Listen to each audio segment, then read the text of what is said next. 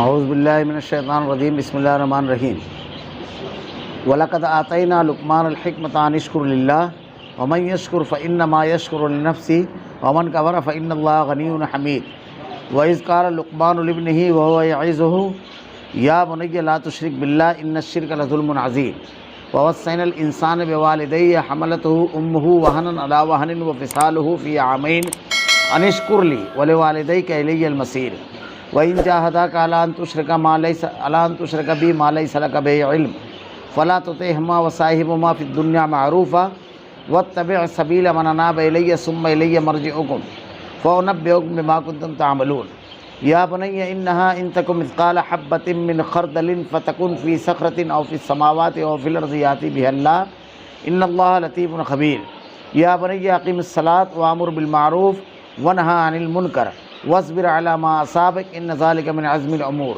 ولا تصعر خدك للناس ولا تمشي في الأرض مرحا إن الله لا يحب كل مختال فخور واقصد في مشيك واغضض من صوتك إن أنكر الأصوات لصوت الحمير۔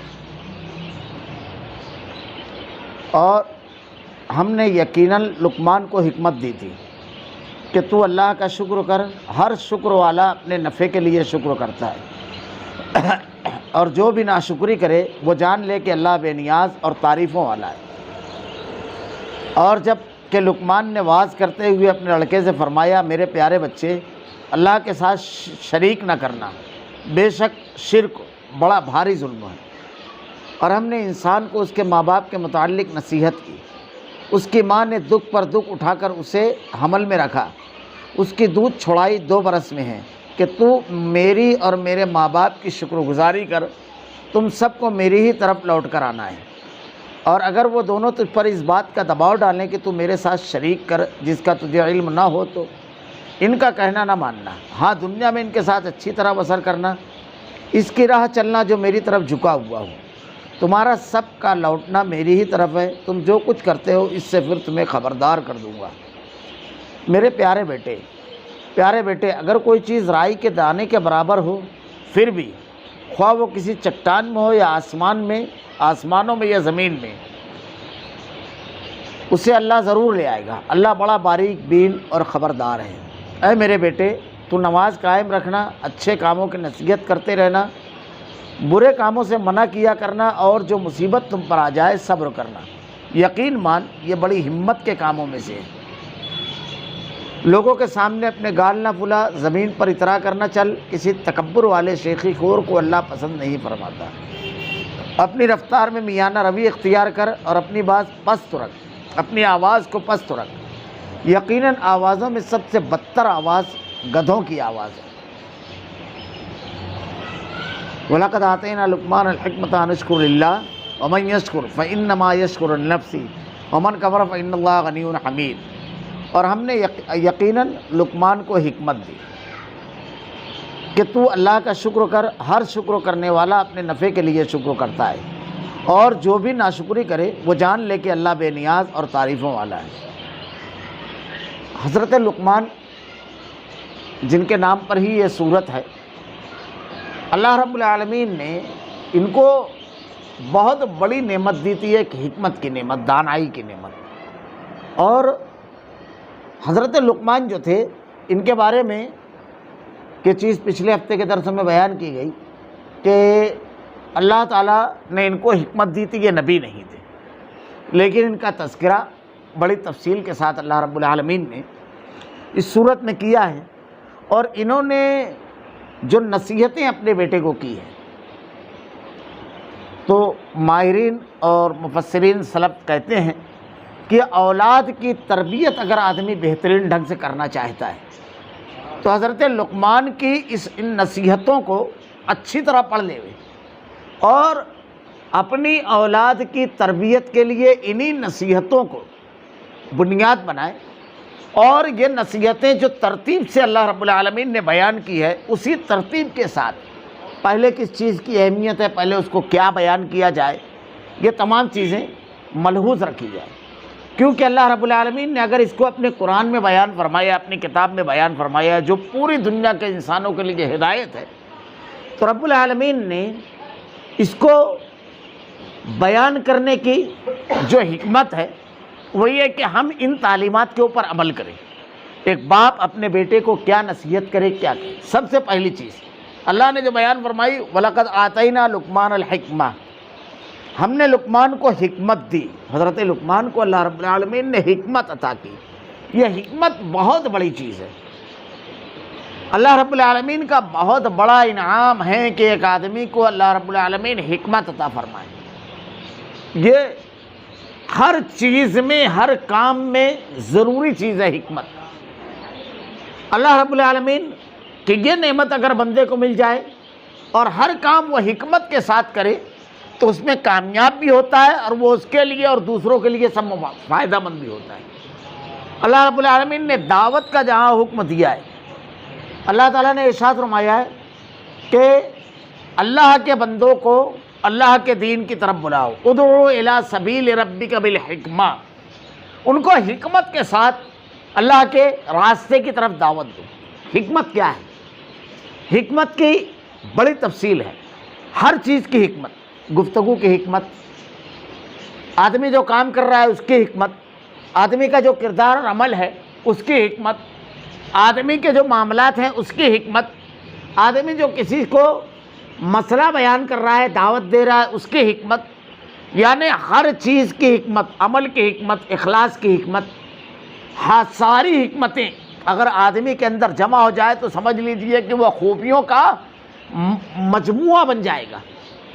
اللہ رب العالمین نے جتنے بھی احکامات دیے ہیں اس میں اگر آدمی کے اندر حکمت آ گئی سمجھ لیجئے کہ وہ انتہائی کامیاب انسان ہو گیا. اللہ تعالیٰ ارشاد فرما رہا ہے حضرت لقمان کو یہ خصوصی انعام ہے. اب حکمت, جیسے ایک آدمی اللہ کے دین کی دعوت دے رہا ہے تو اللہ رب العالمین نے کہا حکمت کے ساتھ دعوت دو. حکمت کے ساتھ دعوت دینا مطلب یہ کہ جس آدمی سے ہم گفتگو کر رہے ہیں اس کی ذہنی سطح کیا ہے, جس سے ہم بات کر رہے ہیں, جس کو ہم دعوت دے رہے ہیں. اگر انتہائی کم پڑھا لکھا آدمی ہے اور آدمی بہت علمی نکات بیان کرنے لگا, یہ حکمت کے خلاف بات ہوئی. اس کی ذہنی سطح ہی اس کو قبول کرنے لائق نہیں ہے. ایک آدمی بہت تعلیم یافتہ ہے, اب آپ اس کو انتہائی ہلکی سطح کی باتیں اگر بولتے ہیں, بالکل عامیانہ انداز اختیار کرتے ہیں, حکمت الدعویٰ نہیں ہے. اللہ کے نبی صلی اللہ علیہ وسلم کی سیرت طیبہ پڑھیے. اللہ کے رسول صلی اللہ علیہ وسلم کے پاس مشرکین مکہ کے جو سرداران جب گفتگو کرنے کے لیے آئے تو آپ نے قرآن کی جو آیتیں تلاوت کی وہ الگ ہے. اللہ کے نبی صلی اللہ علیہ وسلم جیسی سطح کا آدمی اس انداز میں آپ اس کے سامنے دعوت کو پیش کرتے تھے. اچھا یہ چیز اس میں یہ بھی ہے کہ اس کی ضرورت اور تقاضے کیا ہے. ضرورت اور تقاضے مثلا کہ ایک آدمی ہے وہ بہت زیادہ غمزدہ ہے تو اس کو توکل کی جب آپ باتیں بیان کریں گے کہ اللہ رب العالمین کے اوپر بھروسہ اور توکل کرنے کا کیا فائدہ ہوتا ہے, اس سے آدمی کے اندر خود اعتمادی آتی ہے, مشکلات سے مقابلہ کرنے کی قوت اور صلاحیت پیدا ہوتی ہے, تو وہ اس کے لیے کارآمد ہے. اب ایک آدمی فاقہ مست ہے اور آپ اس کو زکوٰۃ اور حج کے احکام و مسائل بیان کر رہے ہیں, یہ حکمت الدعویٰ نہیں ہے. آپ اس کو اگر جو بیان کر رہے ہیں اس کو, ایک آدمی فاقہ مست ہو, اس کو حج کے اور زکوٰۃ کے احکام و مسائل اگر آپ بیان کر رہے ہیں تو حکمت الدعویٰ نہیں ہے. حکمت الدعویٰ یہ ہے کہ بڑی حکمت کے ساتھ بڑے اچھے انداز میں بات کہی جائے. اللہ رب العالمین نے حضرت موسیٰ علیہ السلام کو جب نبوت عطا کی تو اللہ رب العالمین سے حضرت موسیٰ علیہ السلام نے جو دعا مانگی ہے, رب اشرح لی صدری ویسر لی امری واحلل عقدۃ من لسانی یفقہوا قولی, اے اللہ میرا سینہ کھول دے تاکہ اپنے محفوظ ضمیر کو بہت بہتر انداز سے بیان کر سکوں. اللہ تعالیٰ نے جب ان کو حکم دیا کہ فرعون بہت سرکش ہو گیا ہے, اس کو جا کر کے سمجھاؤ, تو اللہ تعالیٰ نے سرکش پر مغرور, طاقت کے نشے میں ڈوبا ہوا, دولت سب کچھ اختیار سب کچھ موجود ہے, اللہ تعالیٰ نے حضرت موسیٰ علیہ السلام سے کہا اننی معکما اسمع و ارى فقولا له قولا لینا. اللہ نے ارشاد فرمایا اس کو نرمی کے ساتھ سمجھانا. یہ حکمت الدعویٰ میں ہے کہ آدمی کسی کو اگر سمجھائے تو بہت نرمی کے ساتھ سمجھائے. آج ہمارے ہاں دیکھیے دعوت کا کام آدمی دین کا کام کرتا ہے لیکن لوگوں کو کافر بنانے کا کام بہت جلدی کرتا ہے. کفر کے فتوے لگا رہے ہیں ہم ایک دوسرے کے اوپر, کسی کو مشرک, کسی کو بدعتی, کسی کو مجرم گنہگار, کسی کو जहन्नमी तक आदमी बना देता है। ये हिकमत दावा में नहीं है। हम लोगों के ऊपर फतवा साजी करने के लिए नहीं आए हैं, बल्कि उनको पक्का और सच्चा मोमिन बनाने और अल्लाह का बरगुज़ीदा बंदा बनाने ले आए हैं। एक आदमी के अंदर कोई ख़राबी और ख़ामी अगर है तो उसको वाज़े करना, नुमाया करना और लोगों के दरमियान बयान करना, मतलब उसकी शख्सियत को डिग्रेड करना और उसको नुकसान पहुँचाता है। इसकी बजाय अगर उसके अंदर से उस खामी को हम दूर कर दें, ये उसके साथ खैर खाई है। इसीलिए अल्लाह रब्बुल आलमीन ने अल्लाह के नबी की जो खुसूसियत कुरान में बयान फरमाई है वो ये कि हुवल्लज़ी बअस फिल उम्मिय्यीन रसूलन मिनहुम यतलू अलैहिम आयातिही व युज़क्कीहिम, कि तुम्हारे ऊपर कुरान की आयतें तिलावत करते हैं और तुम्हारा तज़किया यानी सफाई करते हैं। हम मुबल्लिग और दाई हैं, नक्काद और मुनाज़िर नहीं हैं। हम तनकीद करने लगते हैं बजाय दावत देने के। हम मुबल्लिग हैं और दाई हैं, नक्काद नहीं हैं, मुसलिह हैं। अल्लाह के नबी सल्लल्लाहु अलैहि वसल्लम की तालीमात यही है कि लोगों के सामने उनके ऐब को ना बयान किया जाए। यह बड़ी अहम चीज़ें होती है। दावत के अंदर बड़ी अहमियत की हामिल है हिकमतुद दावा, यानी आप जिस आदमी को दावत दे रहे हैं उसकी तमाम चीज़ों को सामने रखिए। अब उसके हालात को भी सामने रखिए। एक आदमी बहुत ज़्यादा मसरूफ़ है, इंतहाई मसरूफ़ है, कारोबार में बिल्कुल लगा हुआ है और ऐसा वक्त है जब उसकी गाहकी का टाइम है, आप उस वक्त जा कर के उसको दावत देने लगे, ये मुनासिब तरीका नहीं है। एक आदमी है, एक मरतबा आपकी तवज्जो से बात सुन लिया, तब उसके बाद बार बार आप रिपीट कर रहे हैं ना। अल्लाह के नबी सल्लल्लाहु अलैहि वसल्लम ने इरशाद फरमाया, अगर किसी की मौत करीब है उसके पास जब जाओ, लक़िनु मौताकुम ला इलाहा इल्लल्लाह, उसको कलमे की तलकीन करो, लेकिन बार बार ना बोलो। अगर उसने आखिरी बार कलमा पढ़ लिया और उसके बाद उसके ऊपर बेसुधी तारी हो गई, समझ लो उसकी 4 घंटे के बाद मौत हुई थी, उसका आखिरी कलमा जो उसने ज़बान से निकाला है ला इलाहा इल्लल्लाह, उसकी मौत ला इलाहा इल्लल्लाह पर है, तो आप बार बार बोलेंगे। अगर वो मर्ज़ की तकलीफ़ और परेशानी में है, झल्ला करके अगर कोई कलमा कुफ्र कह देगा तो उसके ज़िम्मेदार आप रहोगे। अल्लाह के नबी सल्लल्लाहु अलैहि वसल्लम ने इरशाद फरमाया कि अगर किसी आदमी को लेटरिन ज़ोर से महसूस हो रही है, अगर उसको भूख लगी है तो पहले लेटरिन से फरागत पा लेवे, खाना खा लेवे, फिर उसके बाद नमाज़ पढ़े। क्यों? कि आप नमाज पढ़ रहे हैं, अल्लाह की बंदगी कर रहे हैं, इबादत कर रहे हैं, तो पूरी यकसुई के साथ, तो अल्लाह के सामने जो गफूर रहीम है, बहुत माफ़ करने वाला है। इंसानों में वो सिफत नहीं है। अल्लाह रब्बुल आलमीन कितना रहीम और करीम है। मैंने इससे पहले बारहा कहा, फिरौन ने खुदाई का दावा किया, लेकिन अल्लाह का रहम देखो, जितनी धूप मूसा अलैहिस्सलाम को मिलती थी जो तौहीद की दावत देते थे, उतनी ही धूप उसको भी मिलती थी। जितनी हवा अल्लाह हज़रत मूसा अलैहिस्सलाम को देता है, उतनी फिरौन को भी। ये उसका रहम है कि अल्लाह ताला अपने नाफरमान बंदों को भी वो इनायतें जो आम बंदों के लिए रखी है, सबको वैसे ही अता करता है रब्बुल आलमीन। बस इतना फ़र्क पड़ता है कि नाफरमानी और सरकशी की बुनियाद पर अल्लाह का गज़ब आता है तो कभी पकड़ आती है, वरना आखिरत तक के अल्लाह रब्बुल आलमीन ने छूट दे रखी है। तो अल्लाह रब्बुल आलमीन बड़ा रहीम और करीम है। एक बड़ा प्यारा जुमला एक अरब आलिम का है, बड़ा प्यारा, शेख सालेह अल उसैमीन फरमाते हैं, हम लोग जब दावत का काम करते हैं, जो दीन का काम करते हैं, तो हम लोग मुसलमानों में भी बहुत ज़्यादा दावत का काम करते हैं। यानी हमको लगता है कि कोई शिरक में मुब्तला है, कोई बिदअत में मुब्तला है, कोई गुनाह में मुब्तला है। तो उन्होंने इरशाद फरमाया कि अल्लाह ताला हज़रत मूसा अलैहिस्सलाम को हुक्म दे रहे हैं रब्बुल आलमीन कि बड़ा सरकस हो गया फिरौन, उसको जाकर के नरमी के साथ समझाना। कौन था फिरौन? तख्त पर बैठकर कहता था अना रब्बुकुमुल आला, तो अल्लाह ताला ने कहा नरमी के साथ समझाओ। हमारा मुसलमान भाई तो सजदे में जाकर सुभान रब्बियल आला कहता है, अल्लाह की पाकी और बड़ाई बयान करता है, उससे कैसे बात करना है? बड़ी नरमी के साथ। तो सबसे पहली चीज़ हिकमतुद दावा, इखलास की हिकमत, अल्लाह की रज़ा और खुशनौदी के लिए अमल करना। अगर आदमी के अंदर इखलास आ गया, अमल से कभी पीछे नहीं हटता है, वो अमल छोड़ता नहीं है, वो हालात की वजह से अमल से पीछे नहीं हटता है। हिकमतुद दावा में ये सब चीज़ें दाखिल है। अमल का इखलास, इखलास अगर आदमी के दिल में है, अल्लाह की रज़ा और खुशनौदी, बड़ा मशहूर वाक़या है, नेकी नहीं छोड़ता इससे। हज़रत खालिद इब्न वलीद रज़ियल्लाहु ताला अन्हु इस्लामी नहीं, इंसानी तारीख़ के बेमिसाल से पेश आला रहे। हज़रत उमर रज़ियल्लाहु ताला अन्हु ने एक गलती की वजह से आपको माज़ूल कर दिया, जिसको हम सस्पेंड कहेंगे, सस्पेंड कर दिया, और आपकी जगह सिपह सालार हज़रत अबू उबैदा बिन जर्राह रज़ियल्लाहु ताला अन्हु को बनाया। اب جو لوگ مسلمان تھے نئے نئے، وہ آ کر کے حضرت خالد بن ولید رضی اللہ تعالیٰ عنہ کو کہتے ہیں کہ آپ ہی سپہ سالار رہیے، اتنی جنگیں ہم نے جیتی ہے اور آپ کی موجودگی سپہ سالار رہنا فتح کی علامت ہے، کیونکہ آپ بڑی زبردست حکمتیں اور بڑی زبردست چالیں جنگی چلتے ہیں جو ضروری ہے۔ حضرت خالد بن ولید رضی اللہ تعالیٰ عنہ نے جواب میں جو جملہ کہا تھا وہ سونے سے اگر لکھا جائے تو اس کی قیمت نہیں ادا ہوگی۔ لوگوں نے کہا کہ ہم آپ کو سپہ سالار مانتے ہیں، آپ امیر المومنین کا حکم نہ مانیے۔ آپ نے ارشاد فرمایا میں عمر کے نہیں رب عمر کے راستے میں لڑ رہا ہوں، عمر کے رب کے راستے میں، مجھ کو اس سے کوئی غرض نہیں میدان جنگ میں سپاہی کی حیثیت سے مارا جاتا ہوں کہ سپہ سالار کی، میں تو شہادت کے لیے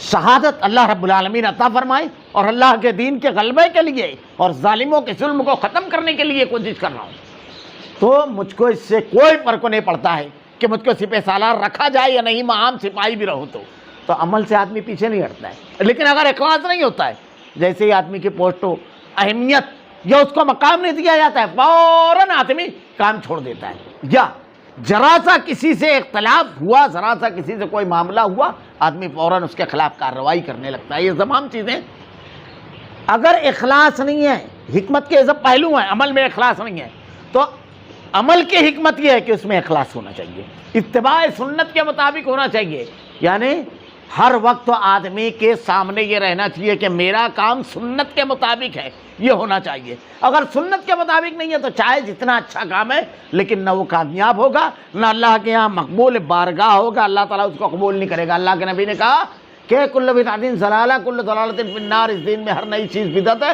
ہر بدعت گمراہی ہے، ہر گمراہی کا ٹھکانہ جہنم ہے۔ آپ دینی احکامات کسی کو بتاتے ہیں، اس میں بھی حکمت کا آنا ضروری ہے۔ اگر آدمی سے فتویٰ پوچھا جا رہا ہے تو سب سے پہلی چیز، اگر وہ سو کر کے اٹھا ہوا ہے تو اس سے نہیں پوچھا جائے۔ عام آدمی اگر سوال کر رہا ہے، بہت اجلت میں ہے، وہ تکلیف میں ہے کسی، سوال نہیں کیا جائے اس سے۔ اصول فتاوی میں یہ سب چیز بیان کی جاتی ہے۔ ہم بھی اگر ذہنی اعتبار سے مکمل طور سے بالکل یکسو نہیں ہیں تو جواب نہیں دینا چاہیے، اور اگر علم نہیں ہے تو بھی جواب نہیں دینا چاہیے۔ اس پہ اللہ کے نبی صلی اللہ علیہ وسلم کی سیرت پڑھے آدمی، پھر سائل کیسا اس کا ہم کو لحاظ کرنا چاہیے جس کو ہم بتا رہے ہیں، یہ سب حکمت الدعویٰ میں داخل ہے۔ اللہ کے نبی صلی اللہ علیہ وسلم کے پاس ایک مرتبہ ایک صحابی ہے اور آ کر کے کہنے لگے کہ اللہ کے نبی، میرے والد جو ہیں وہ میرے مال میں سے جو چاہتے ہیں لے لیتے ہیں۔ اللہ کے نبی صلی اللہ علیہ وسلم نے ارشاد فرمایا تو خود تیرے باپ کا ہے، باپ کو اختیار ہے کہ جو چاہے تیرے مال میں سے لے لے۔ یہ ایک جواب ہے۔ اب ہوتا یہ ہے کہ کچھ لوگ باپ کی جب بات آتی ہے، جیسے ایک جواب دیتے ہیں لوگ کہ اس میں غور کرنے والی بات ہے کہ آدمی کا مال ہے چاہے جس کو دے دے۔ اب دیکھیے، ایک باپ اللہ کے نبی صلی اللہ علیہ وسلم کے پاس آئے اور اللہ کے رسول صلی اللہ علیہ وسلم سے کہتے ہیں کہ اللہ کے نبی، میں اپنے بیٹے کو ایک گھوڑا ہبہ کرنا چاہتا ہوں، ایک بیٹے کو، آپ اس پر گواہ بن جائیے۔ اللہ کے نبی نے ارشاد فرمایا کیا تم نے دوسرے بیٹے کو دیا ہے؟ کہا نہیں۔ کہا میں ظلم پر گواہ نہیں بن سکتا، میں ظلم پر گواہ نہیں بن سکتا۔ یہ دو چیز ہوئی۔ آدمی کا مال جو ہے وہ اس کی ملکیت ہے، وہ چاہے جہاں خرچ کرے۔ یہ تین چار چیزیں ہمارے علم میں اگر ہے تو ہم صحیح جواب دیں گے، ورنہ عموماً یہ ہوتا ہے کہ آدمی عالم کے پاس جاتا ہے یا کسی کے پاس جاتا ہے اور جا کر کے پوچھتا ہے کہ یار میں اپنے بیٹے کو کچھ دینا چاہتا ہوں، دے دوں؟ آدمی کہتا ہے تیرا مال ہے، تجھ کو اختیار ہے، تو اپنے مال کا مالک ہے۔ جب تو اپنے مال کا مالک ہے تو جس کو چاہے دے سکتا ہے۔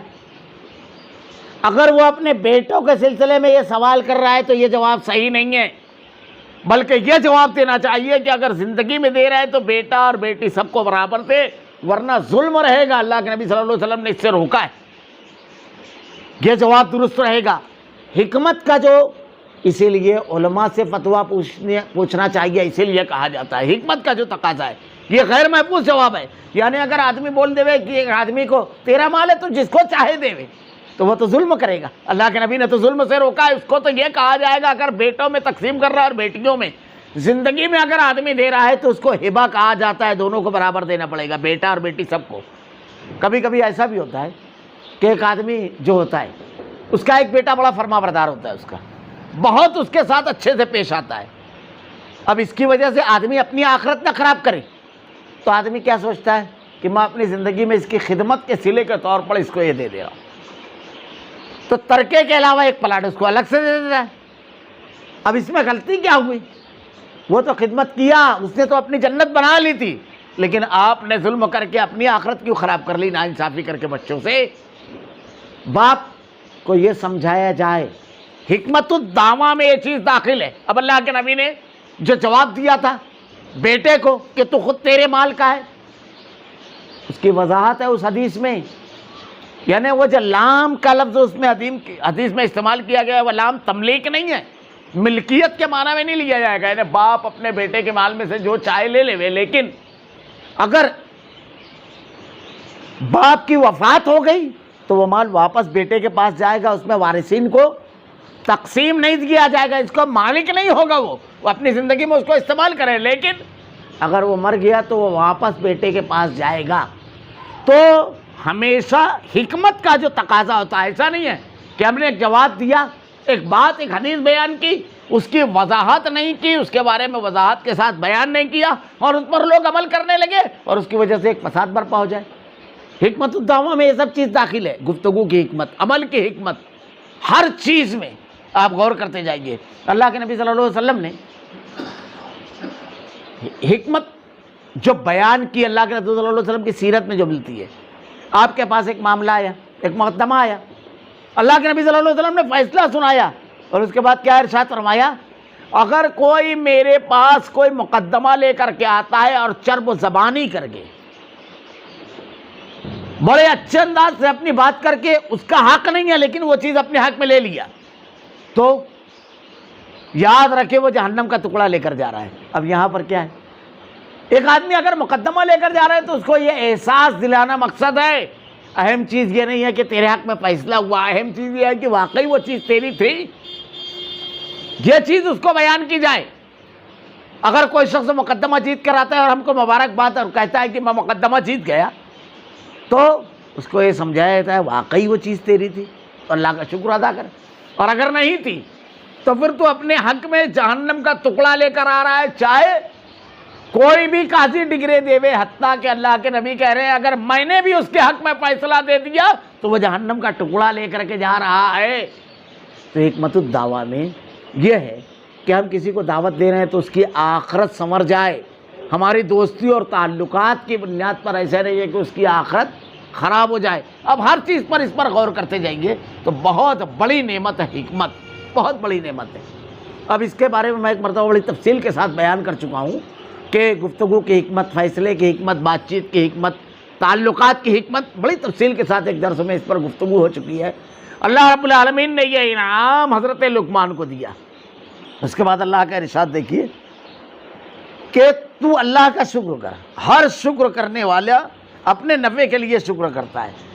اللہ رب العالمین کی کسی بھی نعمت پر سب سے پہلے بندے کو چاہیے کہ وہ اللہ کا شکر ادا کرے، اور حضرت لقمان کو اللہ رب العالمین نے حکمت دی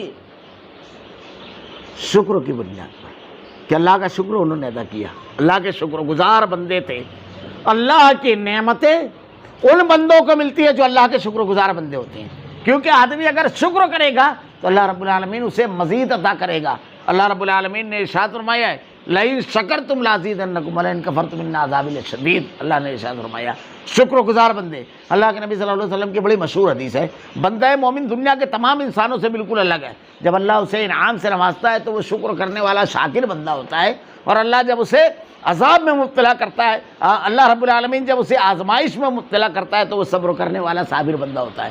تو جب بھی کوئی انعام اللہ تعالیٰ کا ملے، چھوٹی بڑی کوئی سی بھی نعمت، فوراً اس پر الحمدللہ کا جملہ کہنا چاہیے۔ ہم کو تو یہ تاکید کی گئی ہے کہ آدمی جب پانی پیے ایک گلاس بسم اللہ کر کے اس کا ابتدا کرے، 3 ساتھ میں پیا، اور جب پانی پی لے تو اللہ کا شکر کرے الحمدللہ۔ تو آدمی کی زبان سے اللہ کی بڑائی اور تسبیح بیان ہونا چاہیے، کیونکہ ساری چیزیں عطا کرنے والا رب العالمین ہے، صحیح قوت فیصلہ عطا کرنے والا، صحیح قدم اٹھانے والا، صحیح جگہ پہنچانے والا، صحیح چیز دینے والا اور عطا کرنے والا ایک آدمی کاروبار اور تجارت کر رہا ہے، گاہک آیا، اس سے اچھے ڈھنگ سے بات کرنے کے لیے اللہ تعالیٰ نے الفاظ دیے، ایسے جملے ہم نے بول دیے کہ وہ متاثر ہو گیا اور ہمارا مال خرید لیا۔ اللہ کی دی ہوئی نعمت ہے کہ ہم نے بولنے کی وہ صلاحیت استعمال کی، اللہ تعالیٰ نے جو دی، پھر اللہ رب العالمین نے جو ہم سے بکا اس پر بڑا نفع دیا، اللہ رب العالمین کا شکر ہے کہ اللہ رب العالمین نے روزی دے دی۔ تو شکر ادا کرنا، کسی مجلس میں گئے، کوئی مشورہ دیا، لوگوں نے بڑی توجہ سے سنا، قبول کیا، اللہ کا شکر ادا کرنا کہ اللہ رب العالمین نے بہترین بات دماغ میں ڈال دی۔ ہر چیز پر جب آدمی کی شکر کی زبان ہو جاتی ہے، رب العالمین کے انعامات ہوتے ہیں، اللہ کا نیک بندہ بن جاتا ہے۔ اللہ کے نیک بندوں کی یہ پہچان بھی ہے۔ اور اگر آدمی شکر کرتا ہے تو اپنے لیے، ہر شکر کرنے والا اپنے نفع کے لیے شکر کرتا ہے، اور جو بھی ناشکری کرے وہ جان لے اللہ بے نیاز ہے، اللہ کو ضرورت نہیں ہے۔ آدمی شکر ادا کرے گا تو اس کا فائدہ اسی کو ملے گا، اللہ رب العالمین کا کوئی معاملہ نہیں ہے اس میں، اور ناشکری کرے گا تو نقصان بھی وہی بھگتے گا، لیکن اس کی ناشکری سے اللہ رب العالمین کو کچھ نہیں ہو جا رہا ہے۔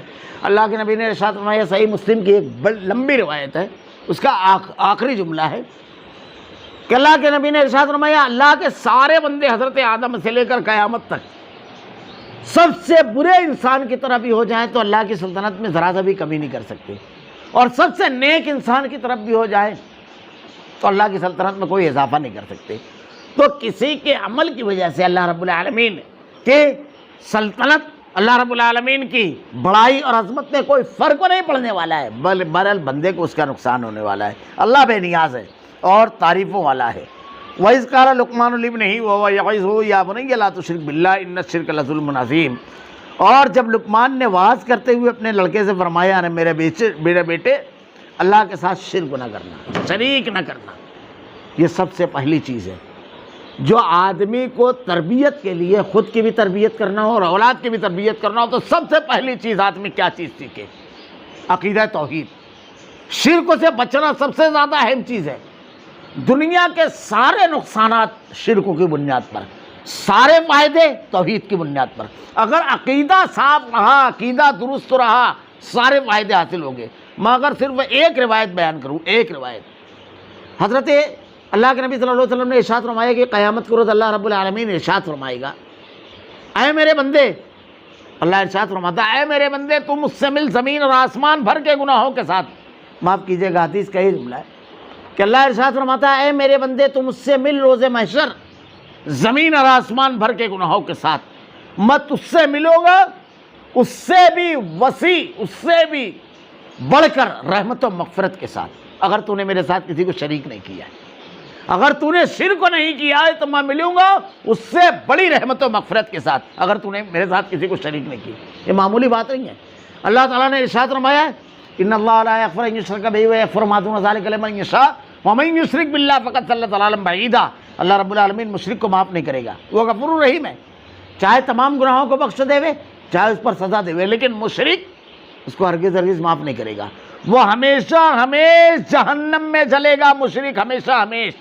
اللہ تعالیٰ نے ارشاد فرمایا ہے سورہ انعام میں 18 نبیوں کا نام لے کر ارشاد فرمایا ہے، تلک حجتنا آتیناها ابراہیم علی قومہ نرفع درجات من نشاء ان ربک حکیم علیم ووهبنا له اسحاق ویعقوب کلا هدینا ونوحا ہدینا من قبل ومن ذریته داؤد وسلیمان وایوب ویوسف وموسیٰ وہارون وکذلک نجزی المحسنین وزکریا ویحییٰ وعیسیٰ والیاس کل من الصالحین واسماعیل والیسع ویونس ولوطا وکلا فضلنا علی العالمین ومن آبائهم وذریاتهم واخوانهم واتبعناهم وہدیناهم الی صراط مستقیم۔ اللہ نے ارشاد فرمایا، تو اللہ تعالیٰ ارشاد فرماتا ہے وَلَوْ أَشْرَكُوا لَحَبِطَ عَنْهُمْ مَا كَانُوا يَعْمَلُونَ۔ اگر بالفرض یہ بھی شرک کریں تو اللہ ان کے تمام اعمال کو ضائع کر دے گا۔ یعنی ساری نیکیوں کو کھا جانے والی چیز کیا ہے؟ شرک۔ ہرگز اللہ تعالیٰ مغفرت نہیں کرے گا مشرک کی۔ اللہ نے کہا ان الشرک، اللہ رب العالمین ارشاد فرماتا ہے کہ انہ من یشرک باللہ فقد حرم اللہ علیہ الجنہ ومأواہ النار وما للظالمین من انصار۔ اللہ نے مشرک پر جنت حرام کر دی ہے۔ اب یہ شرک کیا ہے؟ کتنی اہم چیز کہ اللہ تعالیٰ کسی نیکی کو قبول نہیں کرے گا، اللہ تعالیٰ مشرک کو معاف نہیں کرے گا، اللہ نے جنت حرام کر دیا مشرک پر۔ اتنی بڑی چیز یہ ہے کیا؟ اللہ کی ذات و صفات میں کسی کو شریک کرنا، میں توحید بیان کر دیتا ہوں بس اسی کی زیادہ شرک کو بہت اختصار کے ساتھ. بہت دیکھیے توحید کی 3 قسمیں ہیں. توحید ربوبیت، توحید الوہیت، توحید اسماء و صفات. توحید ربوبیت کیا ہے؟ شرک کو کہتے ہیں اللہ کے ساتھ کسی کو شریک کرنا، اللہ کو اکیلا ماننا. ہم کیا کہتے ہیں؟ لا نہیں، ساری قوتوں کا انکار الا اللہ، سوائے ایک اللہ کے. اگر ہم یہ کہہ رہے ہیں تو اس کا مطلب کیا ہوا؟ میں تھوڑا سا آگے چل کر بتاؤں گا. پہلے توحید کی قسمیں سن لیجیے. توحید کی 3 قسمیں. توحید ربوبیت. توحید ربوبیت کیا ہے؟ اس کائنات میں جتنی بھی چیزیں ہیں سب کو پیدا کرنے والا کون ہے؟ اللہ، اکیلا اللہ. ساری چیزیں، چاند، سورج، ستارے، سیارے، ثوابت، ہوا، پانی، سب ہم کو، ہمارے باپ دادا، پوری دنیا کے انسان، ساری مخلوقات کو کون پیدا کرنے والا ہے؟ اللہ. ہر کسی کو، ہر چیز کا خالق مالک اللہ رب العالمین ہے. ہر چیز کو عطا کرنے والا اللہ رب العالمین ہے. ہر چیز پیدا کرنے والا اللہ رب العالمین ہے. ہر چیز. اب یہ بتائیے کہ ہر چیز اللہ رب العالمین پیدا کرنے والا ہے اور ہر چیز عطا کرنے والا بھی وہی ہے. اب آدمی اللہ کے علاوہ کسی اور کو بولے کہ یہ بھی عطا کرنے والا ہے، یہ بھی پیدا کرنے والا ہے، شریک مان لے وے. ہر چیز میں، بارش برسانے میں اکیلا ہے، اولاد دینے میں، رزق کو دینے میں، مصیبتوں سے بچانے میں اکیلا ہے. اب آدمی اللہ کے ساتھ کسی کو شریک کر لے تو لا کا مطلب کیا ہوا؟ ہم کہتے ہیں لا کوئی نہیں ہے سوائے اللہ کے، اور ہم دوسروں کو بھی پکار رہے ہیں. مجھ کو ایک چھوٹا سا واقعہ یاد آ رہا ہے. 2002 میں مالیگاؤں میں فساد ہوا تھا، تو ہم لوگ ریلیف کی تقسیم کے لیے گئے. تو ریلیف کی تقسیم کے لیے جب گئے تو دیہاتوں میں بہت زیادہ نقصانات ہوئے تھے، یاد ہوگا آپ لوگوں کو. تو اس میں ایک دیہات میں جب ہم لوگ گئے تو وہاں ایک بزرگ تھے، 65-70 سال کے آس پاس عمر تھی. انہوں نے اتنا بڑا تعویذ پہنے رکھا تھا، اتنا بڑا. یہ دیکھیے تعویذ وغیرہ کا جو معاملہ ہے اس کو لوگ اختلافی مسئلہ سمجھتے ہیں، اختلافی نہیں ہے، شرک ہے یہ. اسی لیے حدیث کی ایک روایت آپ نہیں بتا سکتے کہ اللہ کے نبی نے کسی کو تعویذ لکھ کر دیا ہو، صحابہ نے کسی کو لکھ کر دیا ہو. دعائیں بتائیے. خود ائمہ کرام، امام ابو حنیفہ، امام مالک، امام شافعی، احمد بن حنبل نے کسی کو تعویذ لکھ کر دیا ہو. دعائیں بتائیے. یہ شرک ہے. اللہ کے نبی نے ارشاد فرمایا من اللہ کا تمیمۃ فقد اشرک، جس نے تمیمہ لٹکایا اس نے شرک کو کیا. ان الرقا والتمائم والتولۃ الشرک.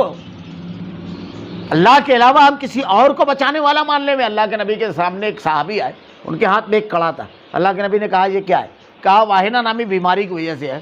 کہا اس کو اتار دو، اگر اس کی حالت میں موت ہو گئی تو اللہ تعالیٰ تم کو بخشے گا نہیں. جس چیز کے حوالے آدمی اپنے آپ کو کرتا ہے اللہ اس کے حوالے کر دیتا ہے. ہم نے دھاگا باندھا، اللہ نے دھاگے کے حوالے کر دیا. اب دھاگا بچائے گا؟ بڑی عجیب بات ہے. وہ بچائے گا؟ ڈورا بچائے گا؟ ہرگز نہیں. حضرت عبداللہ ابن مسعود رضی اللہ تعالیٰ عنہ کی بیوی کی آنکھ میں ایک مرتبہ اسے چبھ رہا تھا، گڑ رہی تھی، سوج گئی تھی. آپ گھر میں تب تشریف لائے تو ایک تعویذ تھا. آپ نے کہا یہ کیا ہے؟ تو کہا وہ ایک یہودی خاتون ہمارے یہاں جو آتی ہے اس نے اپنے عالم سے لے کر آیا ہے، اس کا بڑا فائدہ ہے. تو عبداللہ بن مسعود رضی اللہ تعالیٰ عنہ نے اس تعویذ کو پکڑ کے کھینچ لیا اور کہا آل عبد الرحمن شرک سے پاک ہے.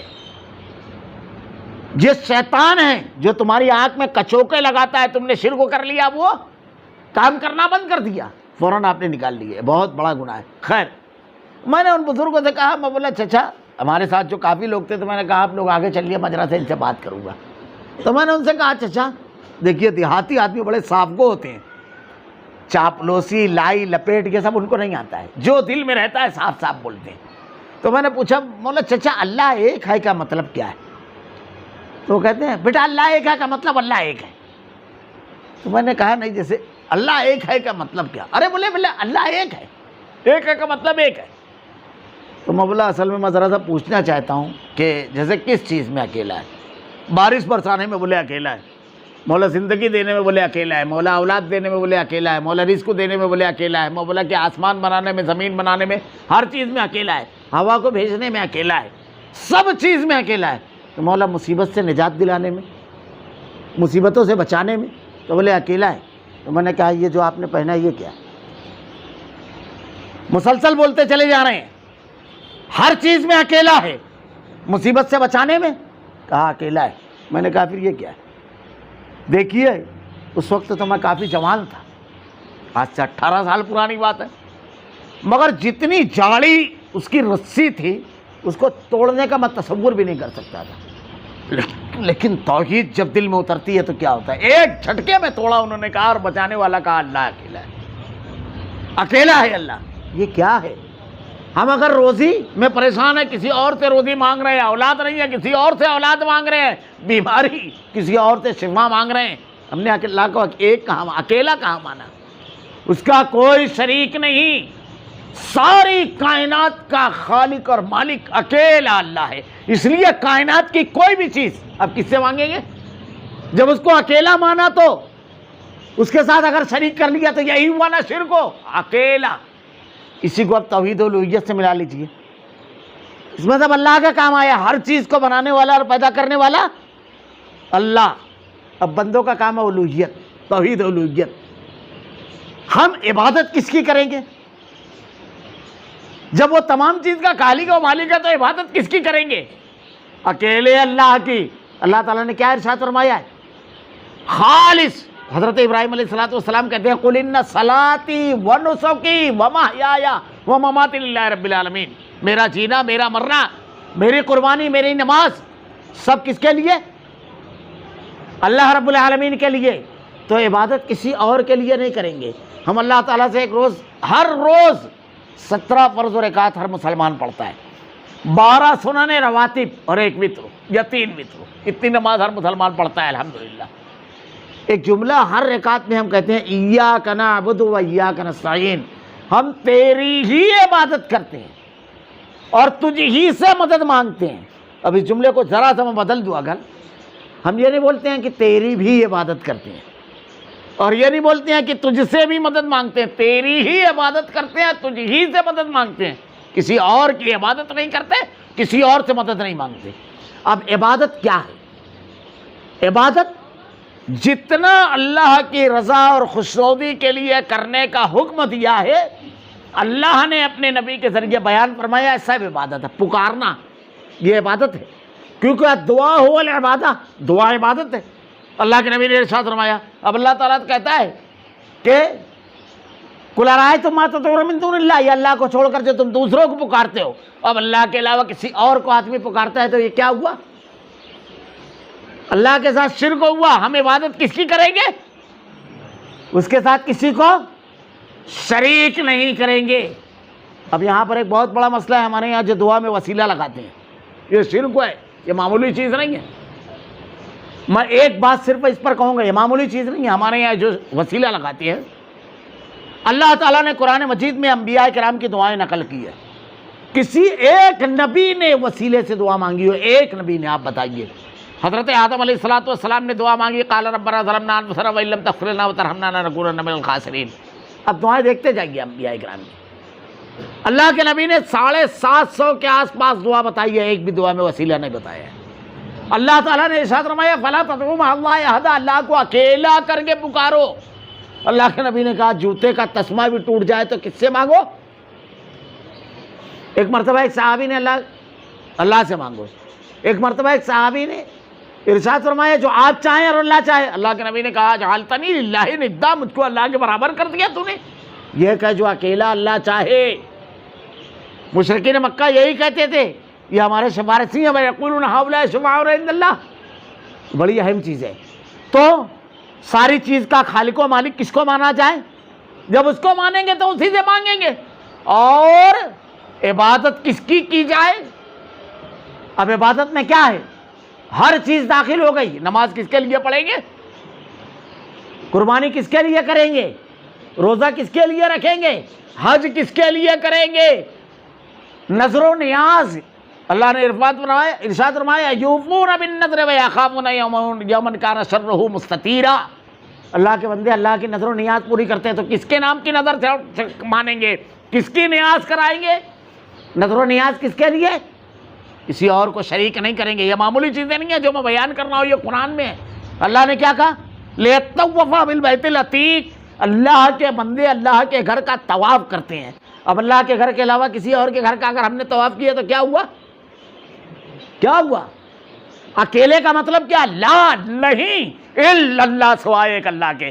اب مانگیں گے اکیلے اللہ سے، کیونکہ ساری کائنات کا اکیلا خالق ہے، اور عبادت اکیلے اللہ کی کریں گے، اس لیے کہ وہی صرف عبادت کے لائق ہے. اب تیسری چیز توحید اسماء و صفات. یہ یاد رکھنا اس کی مخالفت شرک ہے. اسماء و صفات کیا ہے؟ توحید اسماء و صفات یعنی اللہ تعالیٰ کے جو نام بیان کیے گئے ہیں اور جو صفتیں بیان کی گئی ہے، جیسی بیان کی گئی ہے ویسا ماننا. اس میں عقل کے گھوڑے نہیں لگانا، عقلوں کے گھوڑے نہیں دوڑانا ہے. اس میں عقلوں کے گھوڑے نہیں دوڑانے کا مطلب، جیسے کچھ لوگوں نے ہاتھ کا انکار کیا، ید، کچھ لوگوں نے الگ الگ انکار کیا. بڑا پیارا قول ہے امام مالک رحمۃ اللہ علیہ کا کہ اللہ رب العالمین نے ارشاد فرمایا الرحمن علی العرش استویٰ، رحمان عرش پر مستوی ہے. اب اللہ تعالیٰ نے کہہ دیا، بس ہم کو ماننا ہے عرش پر مستوی ہے. اب الرحمن علی العرش استویٰ، الاستواء معلوم، ہم کو معلوم ہو گیا کہ اللہ تعالیٰ عرش پر مستوی ہے. والکیفیت مجہول، اور ہم کو نہیں معلوم کہ کیفیت کیا ہے. والسؤال عنہ بدعہ، اور اس پر سوال کرنا بدعت ہے. اب اللہ نے اس کا مکلف بھی نہیں کیا ہے کہ ہم اس پر پوری ڈیٹیل جانیں، بس اتنا ہم کو بتا دیا، اتنا ہم کو جاننا ہے. مکلف نہیں ہے تو اس پر بحث نہ کریں، اور بلا وجہ سوال کرنے سے منع کیا گیا. ایک تو یہ ہوا. دوسرا، اللہ کی جو صفت ہے کسی بندے نے میں نے نہیں ماننا. جیسے مثلا اللہ تعالیٰ سنتا ہے، اللہ تعالیٰ دیکھتا ہے. اب ایک سوال یہاں یہ پیدا ہوگا کہ ہم بھی سنتے ہیں اور اللہ بھی سنتا ہے. دنیا میں سنتے ہیں نا لوگ، ہم بھی بولتے ہیں اور اللہ تعالیٰ بھی فرماتا ہے، ارشاد فرماتا ہے. مولانا ثناء اللہ امرتسری رحمۃ اللہ علیہ سے ایک مرتبہ ٹرین میں ایک پنڈت نے یہ سوال کیا تھا. امام المناظرین شیخ الاسلام مولانا ابو الوفا ثناء اللہ امرتسری رحمۃ اللہ علیہ ہندوستان کے سب سے بڑے مناظر گزرے ہیں. ان کی وفات پر زمیندار اخبار میں مولانا نے ہیڈنگ لگائی تھی کہ آج حاضر جوابی کی موت ہو گئی، اتنے حاضر جواب تھے. تو ان سے ایک پنڈت نے کہا کہ آپ کہتے ہیں شرک نہیں کرنا ہے، اللہ کا شریک نہیں کرنا ہے کسی کو، تو اگر ہم بھی سنتے ہیں اور اللہ بھی سننا ہے تو یہ شرک ہو گیا نا، ہم دونوں کو سننے والا مان لیے. تو مولانا ثناء اللہ امرتسری رحمۃ اللہ علیہ نے ارشاد فرمایا کہ یہ جو ٹرین چل رہی ہے تو اس میں انجن بھی چل رہا ہے اور ڈبہ بھی چل رہا ہے، لیکن دونوں کے چلنے میں کوئی فرق ہے کہ نہیں ہے؟ تو پنڈت کہتا ہے ہاں، انجن تو اپنے بل پر چل رہا ہے، لیکن ڈبہ اگر انجن نہیں چلے تو انجن کا مرہون منت ہے، یہ خود سے نہیں چل رہا ہے وہ. تو ہمارا سننا تو سب سے پہلے یہ فرق ہے کہ ہمارے اور اللہ کے سننے میں یہ ہے کہ ہمارا اللہ کا دیا ہوا ہے اور اللہ کا خود کا ہے. اب دوسرا فرق، بہت ڈھیر فرق ہے. سننا اس معنی میں ہے ہی نہیں. یہ بتائیے ہم لوگ کتنا مخصوص کے لیے ہٹس میں سنتے ہیں. جیسے ہم لوگ یہاں بیٹھے ہوئے ہیں، ابھی کسمبا روڈ پر یہاں سے کتنی دور پر ہے، یا سول ہاسپٹل میں کچھ لوگ بات کر رہے ہوں گے، ہم لوگ سن رہے ہیں. ارے اس گلی پہ اس طرف نکڑ پہ بیٹھ کے ابھی کچھ لوگ بات کر رہے ہوں گے، ہم لوگ سن رہے ہیں. تو ہم لوگ کا مخصوص کے لیے ہٹس میں. اللہ دور و نزدیک سب کی سنتا ہے. کالے رات میں کالے پہاڑ پر کالی چونٹی اگر چلے تو اس کے قدموں کی چاپ سنتا ہے اور اسے دیکھتا بھی ہے. تو اللہ کا سننا اور ہمارا سننے میں ہم لوگ مخصوص کے لیے ہٹس میں سنتے ہیں، اور اللہ تعالیٰ سب دور و نزدیک سب کی. اور ایک فالٹ ہے، اگر میں بیان کروں تو بات بہت لمبی ہو جائے گی. کہیں پہ ہمارا اور اس کا سننا برابر نہیں ہے. ہم لوگوں کو اگر 10 آدمی اکٹھا بات کریں تو ہم لوگ کو کچھ سمجھ میں آئے گا کیا؟ سمجھ میں آئے گا؟ سنیں گے مگر پھر شور سنائی دے گا، کچھ سمجھ میں آئے گا؟ پوری کائنات کے لوگ اللہ تعالیٰ سے ایک ساتھ اگر سوال کریں تو سب کی الگ الگ سنے گا. اب سننے کے ساتھ سمجھنا بھی بہت بڑا مسئلہ ہے. اگر ہم کو کوئی بول رہا ہے ہم کو، تو ایک تو ہوتا ہے سننا اور ایک ہوتا ہے سمجھنا. اب کوئی تمل ناڈو کا کیرل کہا کر کے اگر ہم کو تمل زبان میں کیرل زبان میں اگر بولنے لگے تو ہم کو صرف کیا لگتا ہے، گڑ گڑ گڑ گڑ کر رہا ہے، ہم کو نہیں سمجھ میں آئے گا. کوئی چائنیز بات کرنے لگے، کوئی جاپانی بات کرنے لگے، وہ کیا بول رہا ہے یہ نہیں سمجھ میں آئے گا. میں اکثر ایک مثال دیتا ہوں. سننا اس کو ہم سننا بھی نہیں بولے. مالیگاؤں کا واقعہ ہے، سچا میرے ساتھ خود ہوا. میں نے ایک مرتبہ دیکھا 4-5 انگریز مالیگاؤں آئے، تو میں اس طرف سے موسم پل کی طرف سے آ رہا تھا، میں نے دیکھا کہ اس کے پاس نا 14-15 سال کی ہمارے قوم کے کچھ 4-5 نوجوان کھڑے ہو کر کے ہوا ٹھٹا کر رہے تھے۔ مجھ کو بڑی حیرت ہوئی کہ 14-15 سال کے نوجوان ہمارے اتنے تعلیم یافتہ ہو گئے کہ انگریزوں سے کھڑے ہو کر کے ہنسی مذاق کرنے لگے، گفتگو اتنی انگریز پر اتنی قدرت حاصل ہو گئی۔ میں جب گیا قریب تو کیا واقعہ تھا جانتے ہو؟ وہ انگریزوں کو گالی دے رہے تھے، مگر ہنس ہنس کے دے رہے تھے۔ اب وہ اس کو سمجھ ہی نہیں رہا کہ یہ کیا کر رہے ہیں، تو وہ بھی ان لوگوں کے ساتھ ہوا کر رہے ہیں۔ مجھ کو دیکھ کر بھاگ گئے وہ لوگ۔ اگر زبان نہیں سمجھے گی نا تو آپ کو کوئی گالی دے رہا ہے کہ آپ کی تعریف کر رہا ہے، آپ کو سمجھ میں بھی نہیں آئے گا۔ تو سننا اور سمجھنا دنیا میں کوئی شخص پوری زمانے نہیں جانتا۔ اب یہیں پر رک کر کے ذرا سا سوچیے کہ ایک ہندوستان کا آدمی عبد القادر جیلانی رحمہ اللہ بغداد میں پیدا ہوئے، ان کی زبان عربی تھی۔ مراٹھواڑے کا ایک آدمی ان کو پکار کر کے ملا مدد پائیے، ان کو کیا سمجھے گا کہ یہ مانگ رہا ہے کہ دے رہا ہے؟ کوئی انگریز اگر ان کو بولے مائی ہیلپ مائی ہیلپ، ان کو سمجھے گا؟ وہ بولیں گے کیا کر رہا ہے معلوم نہیں، سمجھ میں نہیں آ رہا ہے، کیونکہ ان کو سمجھے گا نہیں۔ اگر کوئی اردو جاننے والا کہے کہ آپ میری مدد فرمائیے تو ان کو سمجھ میں نہیں آئے گا کہ یہ کیا بول رہا ہے۔ اللہ تعالیٰ کے جیسا کوئی ہے؟ اب تم اللہ کو چھوڑ کر جن کو پکار رہے ہو ان کو تمہاری زبان نہیں معلوم، بہت دور کی بات ہے۔ ابھی اگر سن بھی لیں میں تو جانتے ہی نہیں کہ کیا بول رہے ہیں آپ، اور اگر 1000 لوگ ایک ساتھ پکارے تو سوائے شور کے ان کو کچھ سمجھ میں نہ آئے۔ اب پوری دنیا کے لوگ پکاریں تو اللہ کے جیسا کسی کو سننے والا کہ دور و نزدیک سب کی سنتا ہے، ہر زبان والے کی سنتا ہے، ہر حالت میں سنتا ہے، کسی کو ماننا کیا ہوا؟ کیا ہوا؟ شرک۔ اب ایسا کسی کو مان کر کے آدمی دور و نزدیک سے پکارتا ہے تو کیا کر رہا ہے؟ کسی کو کوئی چیز مکھی بھی کسی نے پیدا نہیں کی ہے، کسی چیز کا پیدا کرنے والا نہ ماننا، کسی اور کی عبادت کرنا، کسی اور کو اللہ کی صفات، اب جتنی بھی صفات ہے وہ لمبی ہے، میں نے اختصار کیا، یہ شرک ہے، بڑی اہم چیز ہے۔ اب ایک آخری چیز، شرک کو اتنا بڑا گناہ کیوں ہے یہ بیان کر دوں گا، پھر میں ترجمہ پڑھ کر کے بڑھ جاؤں گا، کیونکہ ایک اس میں سب سے بنیادی چیز ہے۔ ایک آدمی اگر پیدا ہوا تو اس کو سب سے پہلے یہ معلوم رہنا چاہیے کہ اس کو کس نے پیدا کیا۔ دیکھیے آپ دعوت کا اگر آغاز کر رہے ہیں تو دعوت کا آغاز کہاں سے کیا جائے گا؟ توحید سے۔ آپ قرآن پڑھیے، اللہ تعالیٰ نے جتنے بھی انبیاء کرام کو بھیجا ہر نبی نے اپنی دعوت کا آغاز توحید سے کیا۔ وَإِلَىٰ عَادٍ أَخَاهُمْ هُودًا قَالَ يَا قَوْمِ اعْبُدُوا اللَّهَ مَا لَكُم مِّنْ إِلَٰهٍ غَيْرِهِ وَإِلَىٰ ثَمُودَ أَخَاهُمْ صَالِحًا قَالَ يَا قَوْمِ اعْبُدُوا اللَّهَ مَا لَكُم مِّنْ إِلَٰهٍ غَيْرِهِ وَإِلَىٰ مَدْيَنَ أَخَاهُمْ هُودًا قَالَ يَا قَوْمِ اعْبُدُوا اللَّهَ مَا لَكُم مِّنْ إِلَٰهٍ غَيْرِهِ وَإِلَىٰ مَدْيَنَ أَخَاهُمْ شُعَيْبًا قَالَ يَا قَوْمِ اعْبُدُوا اللَّهَ مَا لَكُم مِّنْ إِلَٰهٍ غَيْرِهِ، یعنی اللہ کے علاوہ کسی اور کی عبادت نہ کرو۔ سب سے پہلے آدمی کو یہ بتایا جائے گا کہ اس کو کس نے پیدا کیا اور اس کی عبادت کیوں کرنا ہے، اسی کی صرف عبادت کرنا ہے۔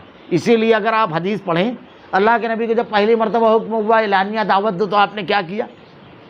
پورے قوم کے لوگوں کو جمع کیا، خاندان کے لوگوں کو، اور کیا کہا؟ کھانا کھلانے کے بعد قولوا لا الہ الا اللہ، کہو اللہ ایک ہے۔ حضرت معاذ ابن جبل رضی اللہ تعالیٰ عنہ کو یمن بھیجا تو آپ نے کیا کہا؟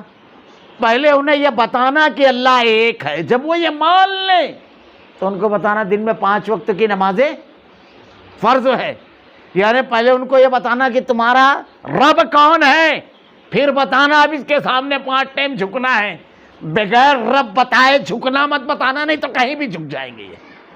یہ ہوتی ہے خرابی، ترتیب یہ یاد رکھیے۔ اب شرک کیا ہے؟ بس ایک مثال دے کر کے اپنی بات سمیٹ دوں گا۔ اتنی سارے اعمال کو ضائع کر دینے والی چیز شرک۔ اللہ کے نبی نے ارشاد فرمایا مشرک اللہ کا باغی ہے۔ سلف نے کہا ہے مشرک کی مثال بے حیا بدچلن عورت کی طرح ہے، مشرک کی مثال۔ اللہ رب العالمین کے غضب کو للکارتا ہے، کتنا بڑا گناہ ہے شرک۔ ایک روایت بیان کروں گا اور ایک مثال دوں گا تاکہ بات سمجھنے میں آسانی رہے۔ صحیح بخاری کی روایت ہے، پہلے اس روایت کو ذہن میں رکھیے۔ اللہ کے نبی صلی اللہ علیہ وسلم سے صحابہ کرام نے کہا کہ اللہ کے رسول، حضرت سعد کہتے ہیں کہ اپنی بیوی کو میں کسی اور کے ساتھ دیکھوں تو کھڑی تلوار یا کھڑے نیزے سے اس کو برباد کروں۔ کسی چیز کے نہیں، اس کو بلا اس کو گواہ، یہ سب نہیں۔ تو اللہ کے نبی نے ارشاد فرمایا اتعجبون من غیرت سعد، تمہیں سعد کی غیرت پر تعجب ہے؟ سعد اتنا ہی غیرت مند ہے اور میں تم میں سب سے زیادہ غیرت مند ہوں، اور اللہ ہم سب سے زیادہ غیرت مند ہے۔ یہ حدیث ذہن میں رکھیے، الفاظ یاد رکھیے، سعد اتنے ہی غیرت مند ہیں، میں تم میں سب سے زیادہ غیرت مند ہوں، اور اللہ ہم سب سے زیادہ غیرت مند ہے رب العالمین۔ اب ایک بات بتائیے، ایک آدمی اپنی بیوی سے شادی کرتا ہے، اہلیہ سے، اگر گھریلو زندگی ہے تو آپ غور کیجئے، کبھی کوئی قیمتی چیز لایا توڑ دیا بیوی نے، اگر ٹھنڈے دماغ کا آدمی ہے تو بولے گا جانے دے دوسری آ جائے گی، گرم دماغ ہے تھوڑا ڈانٹ دے گا، اس سے زیادہ گرم ہے ایک آدھ ہاتھ مار دے گا۔ دال میں کبھی نمک ڈبل ہو گیا سالن میں، گرم دماغ ہے تو ہانڈی روڑ پر، اور ٹھنڈا ہے تو چل اس کو کچھ نہ کچھ ایڈجسٹ کر کے کر لے، نہیں تو جانے دے، ہوتی ہے غلطی، یہی ہوتا ہے نا، نظر انداز کر دیتا ہے، ایک آدھ ہاتھ مار دیتا ہے۔ لیکن ایک غلطی، حالانکہ بیوی جو ہوتی ہے، آدمی اس کے ساتھ کیا کیا کرتا ہے، کیا کیا کرتا ہے۔ اگر کسی کی بیوی ناٹی ہے تو لمبی کر پاتا ہے، کالی ہے تو گوری کر پاتا ہے، موٹی ہے تو پتلی کر پاتا ہے، پتلی ہے تو موٹی نہیں کر پاتا ہے، کچھ نہیں۔ صرف بیوی کو کیا کرتا ہے، وہ 3 وقتوں کا کھانا دیتا ہے، اور سال بھر میں کتنے جوڑے کپڑے، 4 یا 5 جوڑا، ہر مہینہ بنائے گا تو 12 جوڑا بنے گا، ہر ہفتہ بنائے گا تو 52 جوڑے سے زیادہ نہیں بنے گا، کوئی نہیں ہر ہفتہ بناتا ہے۔ 3 وقتوں کا کھانا دیتا ہے صرف آدمی۔ اب دیکھیے، یہ غور کیجئے، کوئی آدمی اگر بہت دولت مند ہے تو ایسا ہے کیا کہ چل 1 گھنٹے پہ کھا، اپنے پاس پیسہ بہت ہے، ایسا ہے کیا؟ نہیں۔ اب آدمی اپنی بیوی کی غلطیوں کو نظر انداز کرتا ہے، لیکن ایک غلطی اگر بیوی کرے، ایک غلطی، ایک، اس کے جیسا کسی اور کو دیکھے تو کوئی آدمی معاف کرتا ہے؟ کوئی آدمی سودا کرتا ہے وہاں پر اس کے جیسا؟ حالانکہ سال بھر میں 4-6 جوڑے کپڑے، اور دن میں 2 وقت تو 3 ٹائم کھانا، اس کے سوا کچھ دیتا ہے؟ آدمی کی غیرت گوارا کرتی ہے کہ اس کے جیسا کسی کو دیکھ لے، کوئی آدمی کی غیرت گوارا کرتی ہے؟ اللہ کے نبی نے کہا اللہ ہم سب سے زیادہ غیرت مند ہے، ہم ابھی پیدا نہیں ہوئے تھے، ہماری ماں کے سینے میں خوراک کا انتظام کیا، کوئی سیکنڈ اس کی دیوی ہوا کے بغیر جی نہیں سکتے، ہر نعمت اللہ دے وے، اور جب پکارنے کی بات آئے تو اللہ کے علاوہ کسی اور کو پکارا جائے، جب مانگنے کی بات آئے تو اللہ کے علاوہ کسی اور کو مانگا جائے، جب جھکنے کی بات آئے تو اللہ کے علاوہ کسی اور کے سامنے جھکا جائے، ساری نعمتیں وہ دے وے، اور مانگا اور جھکا کسی اور سے جائے، کسی اور کو شریک کیا جائے، اللہ ہم سب سے زیادہ غیرت مند ہے۔ اللہ رب العالمین معاف فرمائے گا؟ ہرگز نہیں۔ مجھ کو ایک واقعہ یاد آتا ہے، بس سرسری طور پہ بتا دوں، بہت پرانی بات ہے، میرے خیال سے شاید 85-89 کی بات ہے۔ میں بامبے سے آ رہا تھا، اس وقت تو لگژری وغیرہ نہیں تھی، تو رات بھر کا سفر رہتا تھا تقریباً، تو میرے بازو میں ایک صاحب جو بیٹھے ہوئے تھے، دلی کے تھے، غیر مسلم، کافی لمبی گفتگو بھی ان سے، تو ساری باتیں سننے کے بعد ایک جملہ کہتے ہیں، وہ بولے حافظ صاحب آپ کی ایک بات نہیں سمجھ میں آئی کہ آدمی کتنا بھی اچھا کام کرے، لیکن اگر شرک کو کرے گا، مذہب اس کو سمجھا چکا تھا، توحید، شرک و جنت جہنم سب، رات بھر کی سفر تھا، تو بولے آدمی اگر شرک کو کرے تو اس کا کوئی بھی اچھا پنیہ کا کام فائدہ نہیں دے گا۔ جیسے بولے میں لوگوں کو، سوشل لائف ہے میری، میں لوگوں کو ڈونیشن دیتا ہوں، لوگوں کو برے وقتوں میں کام آتا ہوں، یہ سب چیز میری ضائع ہو جائے گی۔ میں نے کہا ہاں سب، بعض خرابیاں ایسی رہتی ہے ساری خوبیوں کو کھا جاتی ہے۔ مولا تم کو ایک مثال دیتا ہوں میں، تم بول رہے ہو نا اس کو تو ایکسیپٹ کرنا چاہیے، تو میری اچھی چیزیں ہیں، اس کی وجہ سے یہ سب کیوں ہو گئی؟ مولا آپ مجھ کو یہ بتائیے آپ کی شادی ہوئی ہے؟ بولے نہیں۔ میں نے کہا اچھا یہ بتائیے یہ جو گھر بناتے ہیں آپ لوگ، اس کی لائف کتنی ہوتی ہے؟ بولے 100 سال۔ مولا کس کے لیے بناتے ہیں؟ بولے بیوی کے لیے۔ مولا اگر طوفان آئے تو؟ بولے گر جائے گا۔ مولا بارش، موسم، سیلاب؟ بولے کچھ نہیں برداشت کرے گا۔ مولا ٹھیک، ریپیئرنگ کرتے رہو تو چلتا ہے نا، 100 سال اس کی لائف ہے۔ اب میرے سوال کا جواب دو، اگر آپ کو کوئی رشتہ ہے اور اس لڑکی کے بارے میں آپ کو بتایا جائے کہ شہر کی سب سے خوبصورت لڑکی ہے، تو آپ کیا کرو گے؟ مسکرانے لگا، بولے حافظ صاحب ہاں، حافظ صاحب نہیں، کہنے لگا صاحب ہاں بول دوں میرا۔ بولے ایک خوبی اور ہے اس لڑکی کے اندر، کئی زبانوں کی ماہر ہے، آپ کی اولاد کی تربیت بہت اچھی کرے گی. آپ بولے بالکل ہاں بول دوں گا. بولے ایک خوبی اور ہے, کھانا ایسا بناتی ہے کہ آدمی انگلی چاٹتا رہ جائے, اور حکمہ کہتے ہیں کہ آدمی کے دماغ کا راستہ اس کے معدے سے ہو کر گزرتا ہے. اچھا کھانا رہتا ہے تو دماغ سیدھا رہتا ہے.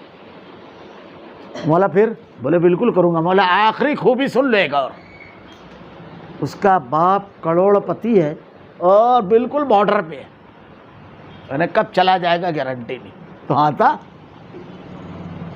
اور اکیلی لڑکی ہے اکلوتی, پورا آئے گا ہاتھ میں. تو بولے بالکل کروں گا. مولا صرف ایک فالٹ ہے اس کے اندر بس, سب کو ایک جیسے دیکھتی ہے. وہ چیئر پر لیٹا ہوا تھا, اٹھ کر بیٹھ گیا اور بہت خراب جملہ کہا. طوائفوں کے لیے جو جملہ استعمال کرتے ہیں, کہا وہ ہے وہ تو.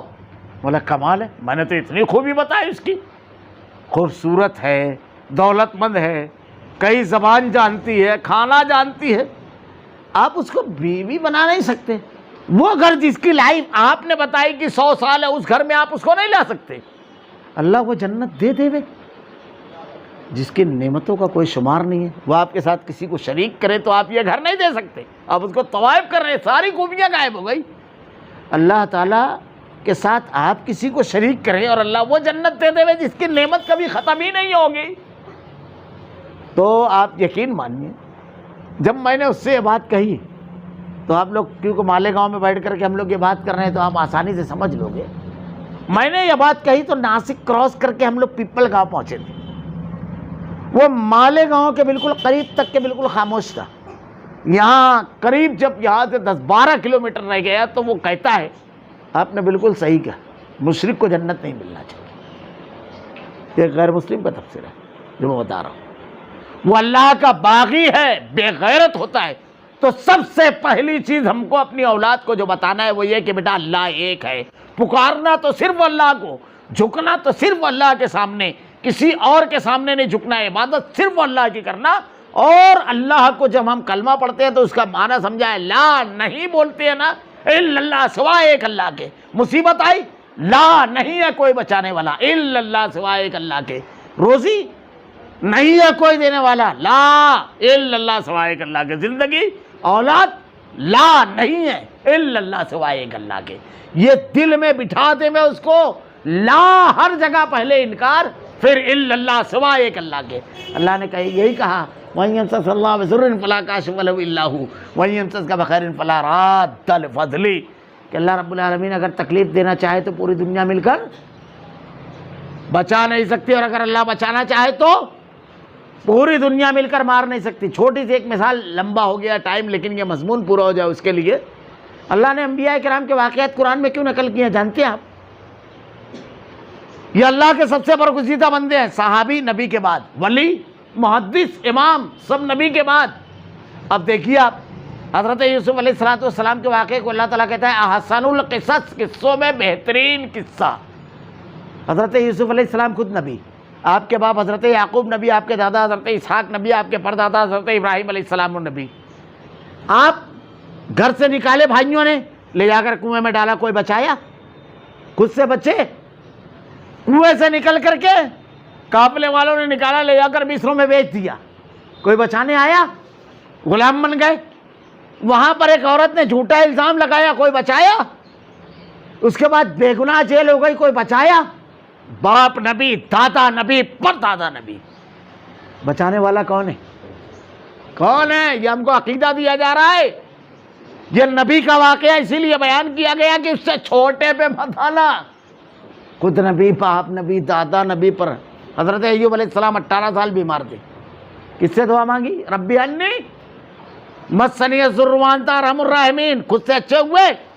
حضرت یونس علیہ السلام مچھلی کے پیٹ میں ڈال دیے گئے, کوئی بچانے آیا؟ اللہ سے دعا کر رہے ہیں لا الہ الا انت سبحانک انی کنت من الظالمین. جب ان کو اللہ بچا رہا ہے, یہ خود سے نہیں بچ سکتے, دوسروں کو بچانے کی بات جانے دے, یہ خود, تو کس سے مانگیں گے ہم؟ حضرت نوح علیہ السلام, بیٹا سامنے کھڑا ہے, کہتے ہیں بیٹا یا بنیا ارکب معنا, ہے میرے بیٹے آ جا, کشتی میں سوار ہو جا. بیٹا کہتا ہے قال صحابی علی جبل یعصمنی من الماء, میں کسی پہاڑ کی اونچی چوٹی پہ پناہ لے لوں گا. حضرت نوح علیہ السلام کہتے ہیں قال لا عاصم اليوم من امر اللہ الا من رحم وحال بینہم الموج وکان من المغرقین. آج کوئی پناہ دینے والا نہیں، اللہ کا فیصلہ آ گیا ہے. وَحَالَ بَيْنَهُمُ الْمَوْجُ وَكَانَ مِنَ الْمُغْرَقِينَ. ایک موج آیا اور ڈوب گیا. زندہ نبی سامنے موجود ہے، آپ کا بیٹا ڈوب رہا ہے، بچا سکے؟ کوئی مردہ بچائے گا؟ کوئی مردہ بچائے؟ کس سے مدد مانگنی ہے؟ اللہ سے. یہ عقیدہ دے رہا ہے اللہ رب العالمین. اللہ کے نبی صلی اللہ علیہ وسلم کو ایک آدمی نے تلوار تانی، سو رہے تھے، لمبا واقعہ ہے.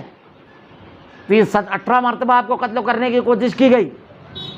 تو ایک مرتبہ یہ ہوا کہ ایک مشرک بہت دنوں سے آپ کی ٹو میں تھا. ایک غزوے سے لوٹ رہے تھے، صحابہ کرام نے تھکن کی وجہ سے احزاب سے تبوک سے ایک جھاڑ کو بالکل اکیلا کر دیا کہ اللہ کے نبی آرام کرے. اب آپ کی آنکھ لگ گئی. جب آنکھ لگی تو یہ مشرک بہت دن سے ٹو میں تھا، اس نے تلوار اٹھا لی. یہاں پر ذرا سا غور کرو.